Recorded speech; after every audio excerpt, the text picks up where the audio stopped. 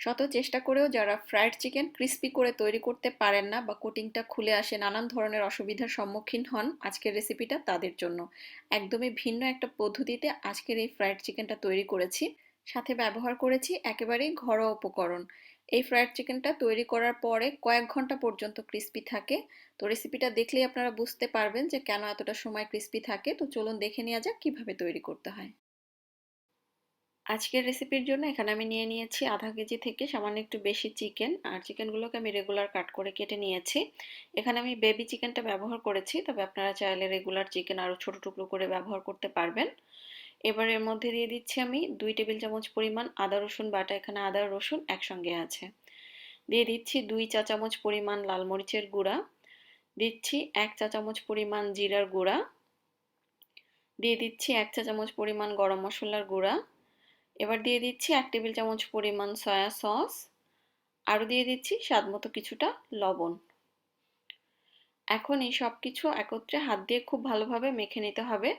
চিকেনের সঙ্গে মশলাটা মেখে নেওয়ার পরে চিকেনের এই টুকরোগুলোকে আমি আধা ঘন্টার জন্য ম্যারিনেট করে রাখবো।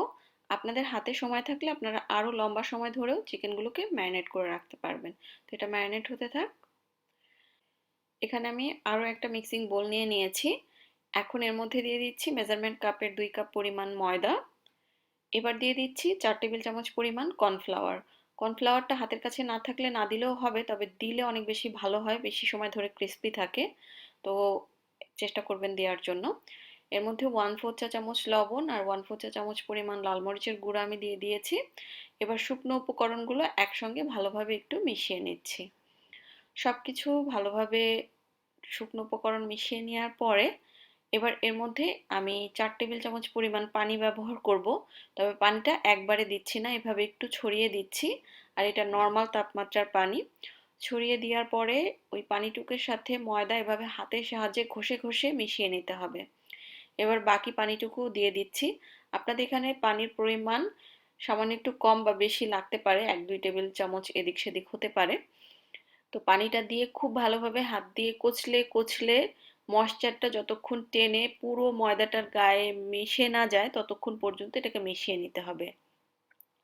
মেশাতে মেশাতে একটা পর্যায়ে দেখবেন যে পানি যে ছিল বা যে ময়েশ্চারটা ছিল সেটা পুরো ময়দা টেনে নিয়েছে এবং ময়দাগুলো দেখতে কিছুটা ব্রেড ক্রামের মতো হয়ে গিয়েছে। এবার এগুলোকে চেলে নিতে হবে। চেলে নেওয়ার পরে একদম বেশি গুঁড়া অংশটা পড়ে যাবে এবং এরকম আস্তে আস্তে অংশগুলো আমি একটা বাটির মধ্যে তুলে রাখলাম। এভাবে আমি সবগুলো চেলে নিয়েছি। এবার চেলে নেওয়ার পরে অবশিষ্ট যে অংশটা ছিল এই অংশটা বা বেশি গুঁড়া গুঁড়া যে অংশটা এই অংশটার মধ্যে আমি সামান্য একটু পানি অ্যাড করে একটা গোলা তৈরি করে নিব। এখানেও আমি নর্মাল তাপমাত্রার পানি ব্যবহার করছি। আর গোলার তৈরি করতে আপনার প্রয়োজন অনুযায়ী যতটুকু পানির দরকার ততটুকু পানি এখানে ব্যবহার করতে পারবেন। তো আমি আরও সামান্য একটু পানি দিয়ে দিচ্ছি। আর গোলাটা খুব একটা ঘন হবে না, আবার একেবারে পাতলাও হবে না।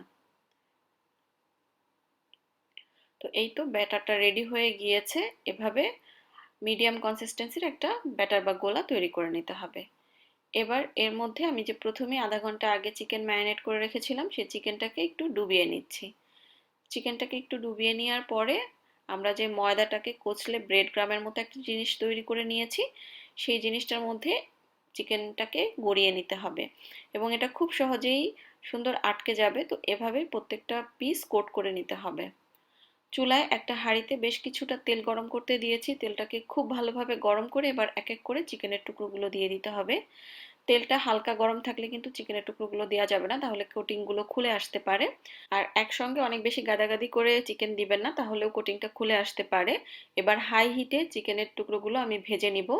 অবশ্যই হাই হিটে ভেজে নেবেন, কারণ তা না হলে চিকেনের ভিতরটা ড্রাই হয়ে যায় এবং চিকেনগুলো ভাজার সময় পানি বের হয়, পানি ছিটতে থাকে চিকেন থেকে। তো একটা সাইড যখন শক্ত হয়ে যাবে ওই পর্যায়ে উল্টে দিচ্ছি এবং দুটো পাশই আমি কিন্তু হাই হিটে গরম তেলে ভেজে নিব। একদম পারফেক্ট ক্রিস্পিও হবে এবং চিকেনগুলো সুন্দর সিদ্ধও হয়ে যাবে। সো ভয়ের কোনো কারণ নেই।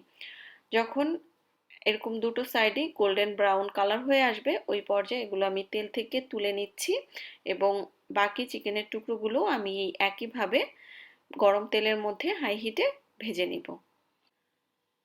আর এই তো এরই মাঝে তৈরি হয়ে গেল আমার ফ্রায়েড চিকেন, যেটা খুবই ক্রিস্পি হয়ে থাকে। ভেজে নেওয়ার কয়েক ঘন্টা পরেও এগুলো একই রকম ক্রিস্পি থাকে। আপনারা হুবহু রেসিপিটা ফলো করে বাসায় একবারের জন্য হলেও তৈরি করে দেখতে পারেন।